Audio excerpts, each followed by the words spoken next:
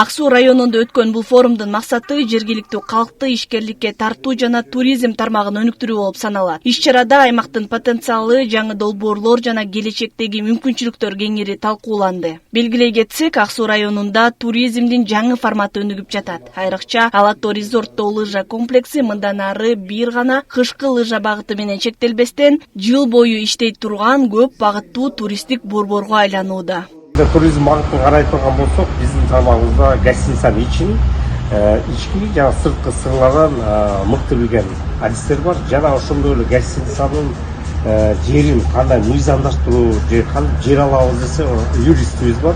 Ал адисибиз ошол жерди кандай туура мыйзамдаштырып, кандай гостиница иштетиш керек. Анткени жашап аткан үй менен жана иш-чара бизнес чөйрөсү болгондо налог башкача болот. Ошон үчүн статустун алмаштырганга ал юрист тармагы кетет. Форумдун жүрүшүндө жергиликтүү бийлик өкүлдөрү да сөз сүйлөп, аймактагы туризмди өнүктүрүү боюнча пландар менен бөлүштү. Бүгүн Ак Суу районунда Ак Суу туризм өнүктүрүү форуму алгачкы жолу уюштурулуп атат, өткөзүлүп атат.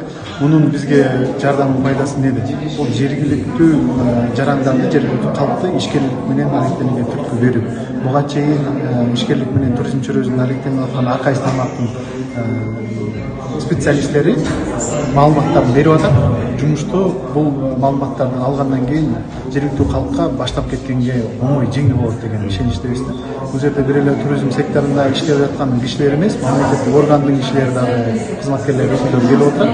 Алар дагы ошо ишкерликти туризм чөйрөсүндө баштаганда кандай жеңилдеттер бар, кандай жардам бар, ошолордун баарын маалымат берет.